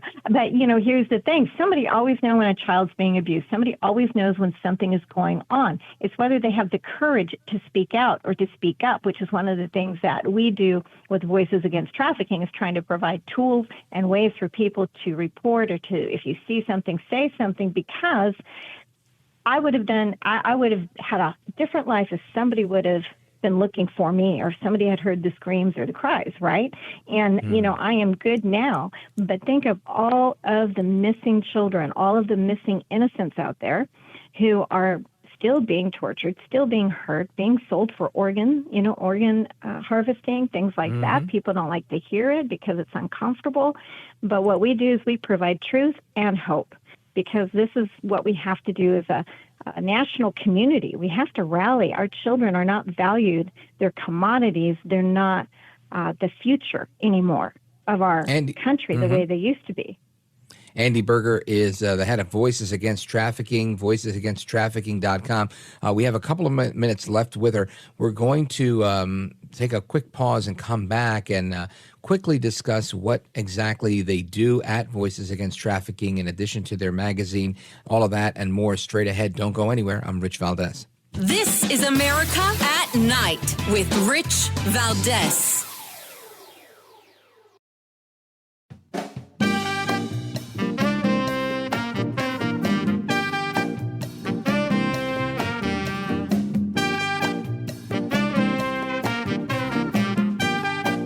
This is America. This is Night. This is Rich Valdez. All right, America, welcome back. We're wrapping up with Andy Berger, voicesagainsttrafficking.com. Andy Berger, let everybody know very quickly, I guess in a minute or less, how you do what you do and what you're doing at voicesagainsttrafficking.com. Absolutely. We promote greater public awareness through national and international educational tools, handbooks. We have books on Amazon.com, billboards in Times Square, on New Year's Eve, things like that, situational awareness curriculum that we're trying to get into the schools and into homes across the country. We do a lot of public service announcements. We're engaged in some live active rescues, but the Voices of Courage magazine and later the Voices of Courage television show this year is all about continuing to give the general public more information, truth, and hope in this situation, and also tips on how to prevent it. Our website, as you've mentioned, voicesagainsttrafficking.com, there are helplines and hotlines everyone should have on their phone tonight. And then the Voices of Courage magazine, all of this is being done. It celebrates the everyday heroes that are selflessly fighting to protect human rights and to protect victims and get what they need. So at the end of the day, we're dedicated to eradicating human bondage, sexual slavery, and the violation of every human's rights. Well, Godspeed to you, Andy Berger, for doing an amazing job. Again, folks, the website, voicesagainsttrafficking.com, voicesagainsttrafficking.com. Go check it out. Take a look at the website, find the link to the magazine, and support the cause. Andy Berger, thank you for joining us tonight. Thank you, Rich. It's been an honor. Likewise. And straight ahead, we're going to talk about how your smart speaker, where you say, play this and play that, might actually help burglars rob you. We're going to learn about cybersecurity straight ahead with Jonathan Taylor. Don't go anywhere. I am Rich Valdez.